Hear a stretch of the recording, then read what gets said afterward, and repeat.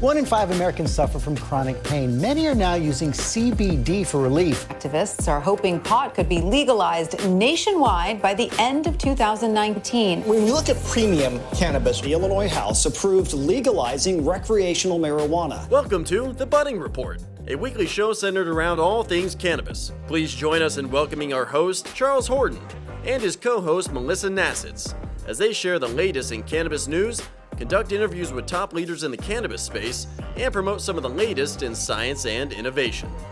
And now to our host, Charles Horton. Good morning, everybody, and welcome to the Budding Report. I've been gone a little bit. I've been moving from Flower Mound to Marshall, Texas. We had a big ice storm here in Dallas, and I wasn't going to be able to get on. And before that, I was in Hawaii. So I appreciate all of our hosts carrying on when I wasn't here. But I am ready to log in remotely when I can't be in. So hopefully, all of that will happen. Out in Marshall, Texas, there's not much of an internet signal, especially when there's storms. It's all satellite. But Melissa, how are you doing today? I'm doing great. It's good to be back myself. I was doing a little traveling last week. Went over to Reno, Nevada, and a little time in Tahoe. So it was good to be back on a plane. I am fully vaccinated now, so I felt a little bit like Superman. Or I guess I should say Wonder Woman. Like I couldn't get sick, but which I know is not the case. But it felt good to be doing something again and being out amongst the people. So any mask drama on your plane? No, everybody needed a mask. I wore a mask regardless, of course. I mean, it's required, but there was on the flight back, and of course it's spring break for a lot of people. So there was a lot of families traveling, and I was sitting on my flight out there. There was nobody on the plane. So I had the whole row to myself, nobody behind me, flight back full, packed full. I had two kids, young boys, sitting next to me, and the kid on the aisle was sick as a dog. Oh, he was wearing a mask. He was popping his ears. He was coughing, and I'm just sitting there going, well, thank God I'm vaccinated, but if he doesn't have COVID, then I'm screwed. So there's that. But, I really felt bad for everybody else flying as well. So, I think that we just need to be more conscientious and more caring of other people. I think that's what it's really come down to, and that's what all of this has taught me is that from the mask wearing to everything else, it's about putting other people sometimes ahead of even your own comfort. I mean, that's what's really important, So take a minute, sometimes even if it's not comfortable, to care for other people, right? Well, it looks like you didn't get sick, and that's a good thing. But yes, like with buffets, my big thing, and the reason I stopped going to buffets is you'd see a kid come along helping himself to the food and everything, and then going, chew, all over the food. It's like, no more buffet for me. No. Chris, how are you doing? You look sharp today. When I see an employee and they're all dressed up, I'm going, what are you doing? Interviewing today? But why are you all dressed up today, Chris? Well, it just goes kind of along with Melissa's talking about. It really seems like court and everything is just getting back into session, more in-person meetings. I have a Zoom court right after this where I have to be in a tie.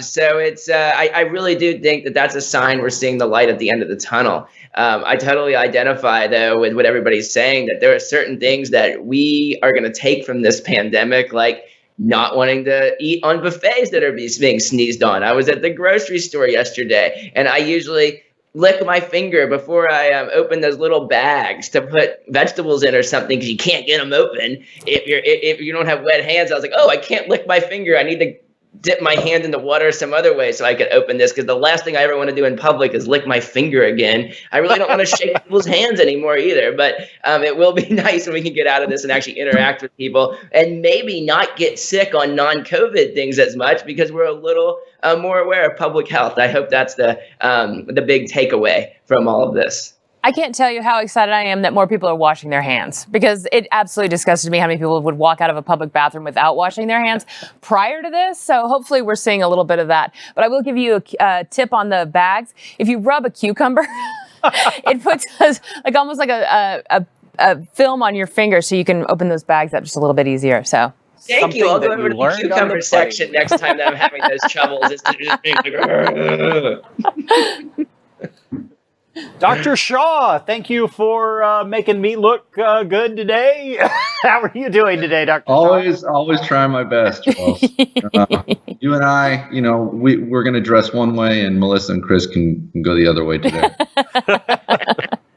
Yeah, you never know. Apparently, a couple of times I've come in a suit, but today I grabbed a shirt that I just thought was a black T-shirt, but it was a firewalking instructor T-shirt. Wasn't exactly what I was expecting to wear here, but anyway. So our news article today: women increasingly turn to CBD with or without doctor blessings. Melissa, you're taking the lead on this one. Well, I'll take the lead per se, but I'm going to pass it off to Dr. Shaw pretty quickly because I think it really has to relate to a doctor's opinion.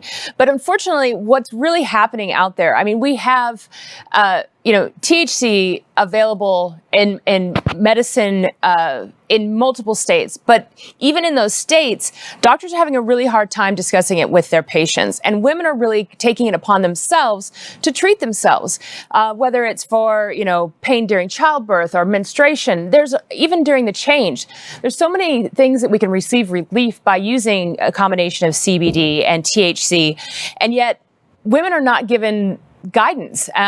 In the article, it talks about a woman sitting in and asking her doctor, and the nurse gets up and walks out of the room disgusted. And that's, regardless of what you go to a doctor for, whether it's legal or illegal, the doctor needs to talk to you and answer questions you have. That's the only way you can actually get the right answer to find out what you should or shouldn't be doing. So I think that that's one of the biggest stumbling blocks we have. And especially when it comes to women who so often don't talk to their doctors enough about what's going on in their bodies, it just seems a shame that this ability and this opportunity to treat pain, especially more naturally, is just not being given to them. So, I think that especially considering that Dr. Shaw helps with alternative medicine when it comes to pain relief, I think that that's really something that he could probably speak to a little bit more, and how maybe a woman should talk to her doctor. Well, thanks, Melissa. I agree with you completely. I think this article really highlights a new trend in medicine, that patients are moving towards self-education, and there is just overwhelming evidence, maybe not in the appropriate peer-reviewed journals that would eventually convince a lot more of kind of the classically trained doctor, but enough to really provide insight on how to use CBD and other cannabinoids to benefit one's health. I think it also reflects the fact that medicine tends to be overly conservative in adapting to more vanguard thinking in terms of treatment modalities. And the other thing that I think it unfortunately reflects is that the training of the typical allopathic doctor, which is what would be the MD, is really focused on kind of reliance on pharmaceuticals. And somehow it's okay if you're trained to use all types of pharmaceuticals, which may or may not have the desired benefit, side effects, et cetera. But when a new natural remedy or treatment modality surfaces, doctors are very resistant to look into it and endorse it. Do you think that has anything to do with the money coming from big pharma? I can't tell you how many times when I go into my endocrinologist that we've got pharma reps lined up, not only handing out free product, but offering incentives. So, nobody's doing that for cannabis at this point, are they? No, and that's a good point. I think that the pharmaceutical visits by representatives reinforces certain thought processes among practitioners, but at the same time, it goes back to the basic training that you're not given much exposure to non-pharmaceutical based treatment modalities, even when you're going through your specialty training, and so doctors tend to really not deviate from that. The ones that do tend to be more the leaders in the field, but they also are ostracized until the rest of the field catches up.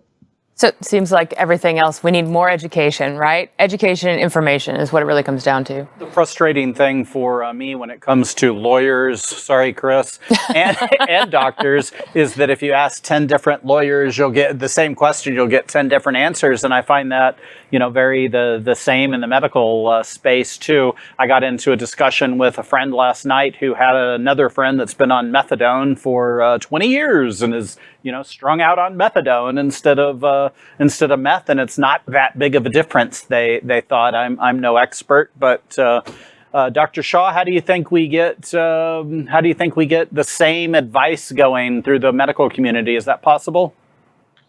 I think it's just going to take pounding in more and more, research, which I've advocated on the show. More and more practitioners and patients alike have to record their results in a very scientific manner, so that a database can be created, so we can kind of use that as a platform to stand on to demonstrate the efficacy of various cannabinoids. Because otherwise, you're going to have this delay where the academic community takes forever to get research out there, and then pharmaceutical companies are going to really try to slow down the progress and or proprietize anything that shows a lot of promise. So it's up to us to get focused on the research and do it ourselves.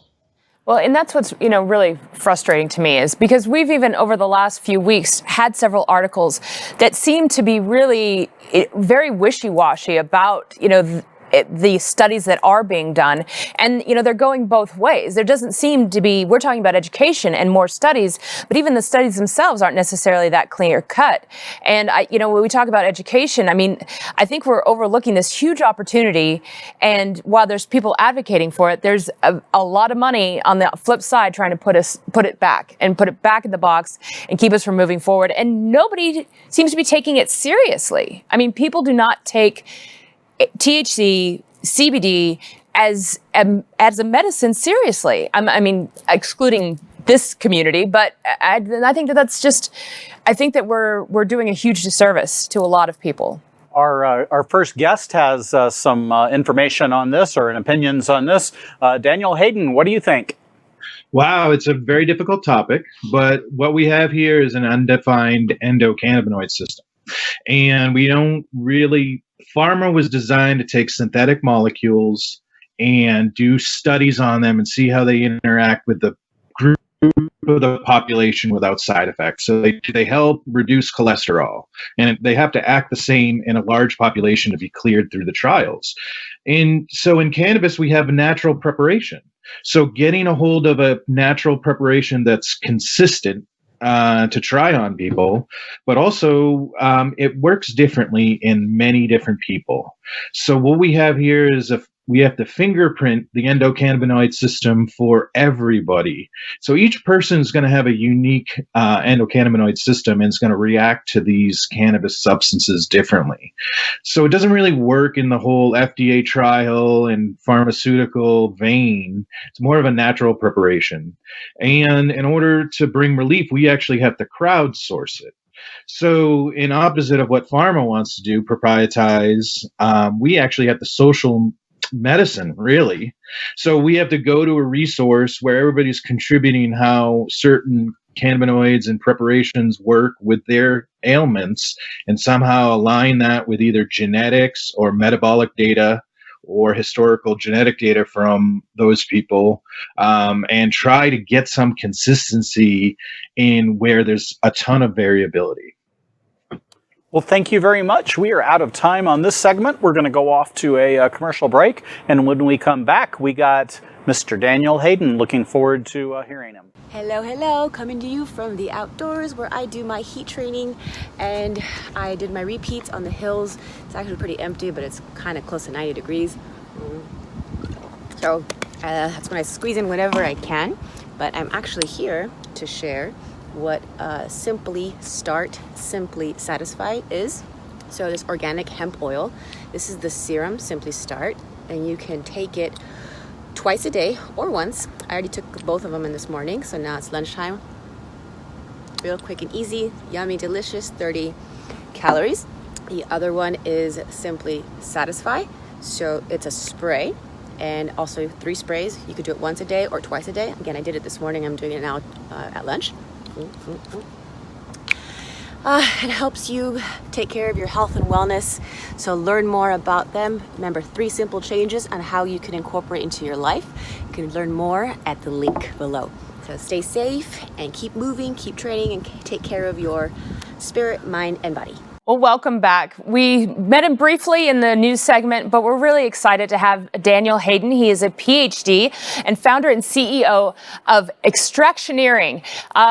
He has a BS in Biotechnology from Rochester Institute of Technology, as well as a PhD from the University of Hawaii. So I know that Charles is a little bit interested in that and probably a little bit jealous of the time that you spent there. I know that I am.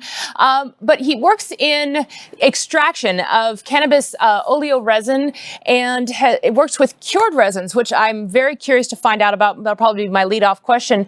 But I wanted to welcome you and have you tell us a little bit more about yourself personally as we go into some of the questions and get a little more into the technology and specifics of what you do.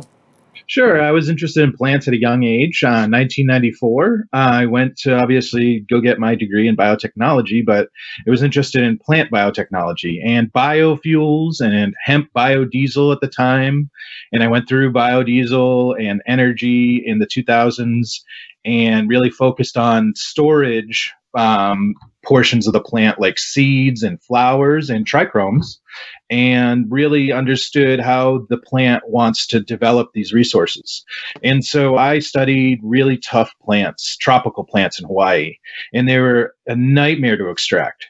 And so we developed all these tools and techniques, not thinking about cannabis. But when it started to legalize, and I had been interested in cannabis since 1994, growing and cultivating, when legal in Denver, I kind of quit the senior scientist gig full time as I was doing human genome sequencing at the time, and started an extraction company full time.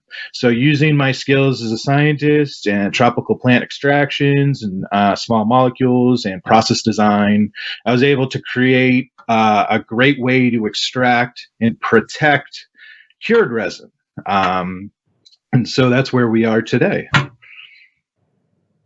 Tell you how exciting it is to hear somebody with this kind of pedigree and this kind of background going into this, because I think it gives what we've talked about legitimacy and weight to the science and actually taking it seriously. So it's exciting to hear and to hear a little bit of what you've done, and very impressive of that. But you mentioned cured resins, and this is something that when I was reading about your bio, I was very curious about, because I'm not quite sure the difference between live resin and cured resin when it comes to cannabis concentrates. Can you explain that a little bit more?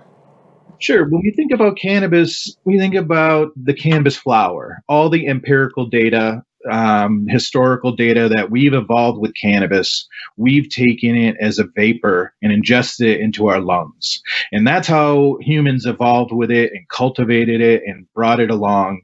So it wasn't really ingested in the stomach. And so you had to cure the plant after it was grown to completion and to maturation. And everything we know about cannabis and we see on the shelf is really flowered cannabis, and that is a cured resin, and that has complexity, and certain things happen to the resin during that process. However, it's very difficult to extract off of the plant. Most times we've seen it in the past as hash. So it's very dark and brown, but we've figured out a way to separate that portion of it. Now, all extractions these days are called live resin extractions. Live rosin would be pressing without solvents. Live resin would be butane extraction of living and freshly frozen plant material. And that is really simple and easy, but it carries along with it a lot of these living components of a living plant. These volatiles from living tissues, these waxes that protect the living tissues. So even though it's easier to do, it's also a flawed product. It doesn't have that medical efficacy that we've come to know with the cured flower of the bud. Well, I think this is going to be one of the most educational segments we've ever had, really going into the science of it. Are live resin distillates and isolated preparations of phytocannabinoids truly considered cannabis? Well, that is the big question here. This is a huge business. Big Canadian companies got their hat handed to them with trying to grow flower that people really desired. And now kind of the nation has been taken by storm by kind of live resin. And that's what's given to everybody. About 50% of the cannabis dollars are going to this product right now. And so this is like more like a distillate. It's not complex. It's not a medical effective resin. It's more of just a aromatic terpene, just a smell or a scent, and THC, very high in preparation. So it's like a distillate cart was when we all decided we didn't like distillate carts, is now come back in a different form, and so how do we consider calling that cannabis? Like we would know, what is a flowered piece of cannabis? It has a strain name and people interact with it and get certain benefits. Live resin basically strips the identity of the strain away from it. And it strips these kind of cured complex cannabinoids away from it and replaces it with just THCA and some monoterpenes. They're mostly fragrances. So this is a challenging discussion, as Melissa alluded to previously. So my question kind of further causes some confusion and complexity. So as many may or may not know, there's multiple food and drink products that identify themselves by percentages, unfortunately. So for example, what does it mean to be defined as cheese? Well, is it 100%? Or if it's between 51 and 100%, is it cheese food, less than 50%, only a cheese product, etc.? So if we now apply this to cannabis and the discussion we're having with the criteria of oleoresin from cured or dried flower, is that declared as a less derivative as well? And should this type of focus start to be pushed to make things more clear for value for the consumer? Yeah, so it's kind of like in the cheese example, that's transparent to the customer. They know they're getting aged cheddar or they're getting kind of cheese whiz. They can see that on how that product is marketed towards them. So when we talk about live resin, how it's replaced cured resin, it's being spoken about like it is the ultimate. It is the best thing we have to offer without any criteria. And so what are the criteria of cannabis? And I know Chris is going to go into this, but, should we be more, we've given these states these lab testings. They test for THC, residuals, pesticides, and terpenes. And that kind of authenticates the product. So they're authenticating products that are not true to like the cannabis flower and the resin you'd find in cured cannabis. So we need to push back and say the consumers should know that just because this is lab tested does not mean that this is a criteria of cannabis that is the criteria. We have to start to define in that quest, well, this doesn't have the full componentry of cannabis, so that they can make decisions more wisely on their spending dollars. Well, Daniel, that is very interesting about how this classification of whole cannabis and part cannabis is developing. Can you talk a little more about the tools that might be used to clarify what is whole and what's part, and whether other industries can provide clear ideas on how to approach the whole versus part matter? Yeah, so we're heading uphill with this because if nobody knows what anything is, everybody is on an even playing field and everybody can make the profits. Once you start to make a test that reveals the truism of these products, a lot of people would start to fail that test. And so nobody's willing to kind of invest in a test that may obsolete them or may show that their products are of less value. So really it's up to us to develop a way to understand that when you run these cannabis products through clays and remediations and take all the color and componentry out of them, what have you lost? And so we would like to bring a, it's not even in development or concept, but how it would be a consumer could take a little bit of their product and put it in a vial and break it, and there'd be a colorimetric change. And they would know some degree of, has this product been purified and remediated, or does it still contain componentry true to cannabis? Couldn't this type of approach, though, start to be pushed from more of a regulatory expectation as things become more standardized? You just put shock into me because, there's so little known. How does regulatory agencies know what's going on in cannabis? If you put it in their hands, they're not the people who have all kind of the facts and values. You could set up a consortium of professionals, but even then, they would have their own self-interests in mind, and they would try to gear whatever you chose for authenticity towards something that at a bar that they could achieve, maybe. Question, and maybe this is, I'm misunderstanding, but it sounds like what you're talking about is almost taking it down to a molecular level. So we're really dealing with the actual components versus all the fluff. You talk about the aroma, you talk about all these other things that can be beneficial, but we're just stripping it down. I mean, this kind of ties into what we led off with the news article and not just regulatory, which is absolutely something I was thinking of too, but when it comes to studies, now you've got something that you can actually measure. It's something that can be consistent from, plant to plant, so that when we do studies, it seems like it'd make it a little bit easier. Is that correct? Am I reading that right?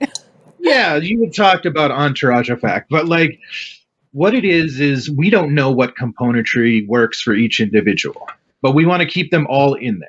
And, substances like Marinol and Epidiolex, they are single preparations, and the body develops it becomes accustomed to it, and those stop working over a course of time. And that's been proven with Marinol and Epidiolex.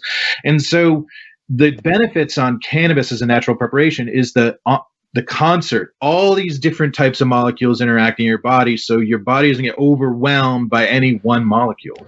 And so it just and if you can detect that somebody has modified or purified the cannabis preparation so that those items are no longer there, you can detect their presence or absence, then you can give, that cannabis a score.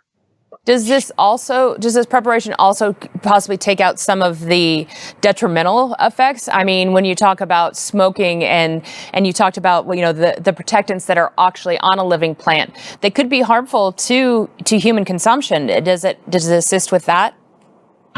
Yeah, you could identify any impurities or toxins, but the cannabis is pretty benign, and the choice between combusting and vaporizing resin is up to the user. But certainly, if there's any toxicities in the product, that'd be fleshed out by lab testing. But as far as concentrating something that would be present on a cannabis flower, over concentrating or doing too much, that's really not possible in cannabis preparations. It's rumored that it could be true, but it's really just a 3 or 4x concentration on the dried flower itself if you do it correctly. I need to do some more research, it sounds like. Daniel, I want to take it a little different direction. I keep hearing regularly about Delta 8, and it's regularly available for sale in the smoke shops here. Can you educate our guests on the difference between Delta 9 and Delta 8? And then Chris, afterwards, I want to come to you on especially the legality of Delta 8 in Texas. Yeah, so Delta 8 is just as a bond on the 8th carbon, whereas Delta 9 is the type of THC that is produced in nature and in the plant. My opinion on it is all these versions of cannabinoids were available when our ancestors were choosing, and if they decided they liked Delta 8 more, that's what you would kind of see naturally in the plant. They decided to continue to choose plants that the feeling came from Delta 9. And so you don't find Delta 8 almost at all in natural preparations, but when you run it through clays and carbons and distillations, you can switch the bond pattern. You can also turn CBD into Delta 8 THC. And so it is no different from THC, and it has a psychoactive quality. Now, We talked about everybody's fingerprint of cannabinoids. Some people it works differently than others. Some people like it. Some people aren't affected by it. Whereas THC is a molecule of delta-9 is something we've known for generations. Chris, how is Delta-8 faring legally? Can the smoke shops be selling it legally in Texas? Well, they certainly are right now, and until they change the law, I think that it is technically a loophole and legal, because here's how it works in Texas is it's definitely illegal to sell things like synthetic marijuana. They fixed that in the law a few years ago. Like they called it K2, spice, all that gross stuff that honestly, it didn't really do it. It didn't really make you high. It made you sick and crazy. But that stuff's illegal. But Delta-8's not a synthetic. It's naturally occurring. So it doesn't fall under penalty group 2A where they have all the synthetic marijuana is illegal in Texas. So the only thing that would prevent a head shop from selling it is if it was over 0.3% Delta-9 THC, because that's kind of the loophole that allows Texas head shops to sell CBD right now, as long as it contains under 0.3% Delta-9. But the law doesn't say anything about Delta-8. So that's where we're getting this loophole. And then, of course, the federal farm bill allows you to sell any part of the plant other than Delta-9. So if you combine the fact that Texas doesn't explicitly outlaw Delta-8 and that the farm bill created a loophole federally, you have kind of a legal state and federal loophole for Delta-8, and you can go now buy that right now legally at these head shops. And until Texas changes the law or hands down some type of opinion, attorney general opinion, somehow showing it is illegal under the current law, people can operate right now as if it's legal and buy it and sell it legally. Is this unique to Texas, or do you think there's other states able to utilize the same loophole? Yes, I think that as far as my knowledge goes, I wouldn't feel comfortable talking about other states' laws, because every single state's going to have a different set of regulations. And it is unique in Texas that the way we got to the legality of CBDs is this 0.3% loophole when they legalized CBD for the epilepsy purposes a few years. Then they clarified and said, hey, you can sell this CBD even if it contains some THC, since it is impossible to extract all THC out, so you can get under 0.3%. But then that THC is defined as Delta-9. So that's why I can offer that opinion that it's legal in Texas. If a state were to have a more broad definition of THC and say any substance that contains any type of THC is illegal, then you probably can't be buying. You shouldn't be buying that in that state. So I would say each state, federally, you're fine. Each state, you need to contact a lawyer there and make sure that that state hasn't illegalized Delta-8 in some way, or that there's a loophole that prevents you from getting criminally liable. Here's another question, though. Chris or Dr. Shaw, do either of you have any more questions for Daniel? I have a question kind of to bring both Daniel and Chris in on this. So you can talk about these loopholes legally, but then what happens, whether it's from an employment perspective or being pulled over for potential impairment when you're driving, and then some type of a diagnostic test is performed showing that there's THC. I don't think in most cases, unless it's a highly sophisticated test, they'd be able to show the difference between Delta-8 or 9. Well, know this. I think the test tests for the metabolite of THC. So I think you're not going to get into the bond pattern there. If it's in your system, Christian, if it's like in a pen, in a vape pen or something, and it's Delta-8 and they're trying to charge you for intoxication or cannabis, I'm sure if you want to walk down that line, you could force them to test it and then confirm through what Chris's strategy is that it's not Delta-9 and therefore it doesn't violate. But guys, we're talking about 0.3%. So I'm a plant biologist. Some guy in the 40s or 50s, he's characterizing these tall dioecious type of cannabis that are used for fiber only. And he's coming across, most of them have a certain percentage. He just throws a dart at the board, 0.3%. He wasn't intending for this to make our whole entire legal argument. It's insane. Listen, cannabis is a plant. It's produce. We should let everyone tomorrow grow as much of it as they can, no matter what, and then you would see what happened to hemp. Nobody would really care anymore.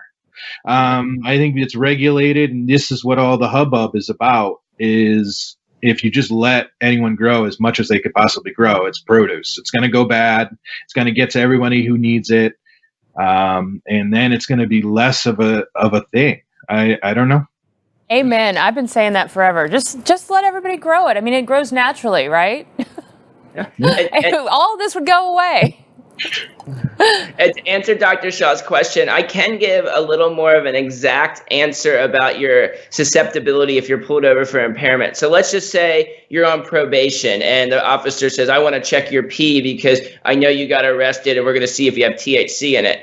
That pee test isn't going to distinguish between Delta 8 versus Delta 9. So you're better off saying, I did not smoke Delta 9. You can say whatever you want. Just don't admit to smoking Delta 9. You can say you smoked some Delta 8, and that's why the results came out that way. The issue is going to be, though, if your blood is drawn. Because I was looking, after we talked about this a few weeks ago, I went back and looked at some toxicology results on some of my clients, and they do list the active amount of Delta 9 THC in somebody's body. Fortunately, the client I was looking at had less than 5 nanograms, and their kind of cutoff is 5 nanograms. They're saying is intoxication. Less than 5 isn't. So when it says less than 5, we're good. But that is a report on a toxicology of Delta 9. So when you get your blood drawn, the toxicology will show what compound is in there. And so if you're on Delta 8, it can probably clear you. But if you're on Delta 9 and you've recently smoked it, there may be some scientific experts that come at a trial and try to argue that you were intoxicated on Delta 9 at the time of driving. So opt for the pee test. Yeah, take a pee test. If they offer you the breath test, take that breath test, especially if you haven't been drinking. That can't show anything about marijuana. They're going to have to really suspect you're on drugs and then demand that they get your blood and get a warrant for all of that. So just as we always said, what do you say? Just say no. No. Boy, do you have me trained, and I say that all the time. Well, I think we could go on with a 10-hour seminar with Daniel and still not have anywhere near the depth of knowledge he has. That was fantastic, and love to have you on again to continue it. Wanted to thank Daniel for being on the show. You can get a hold of Daniel by getting onto our website, thebuddingreport.com. We have his contact information on there and all of our guests' contact information on there. And please do reach out, contact them, ask questions, network, see if you can do business together. That's what we want to do here. Next week, our guests include Becca Williams of the Emotional Liberation with Becca Williams and Sarah Gullickson of the Cannabis Business Advisors. So thank you again for joining us for the Budding Report, and we will see you back next week. Have a good day.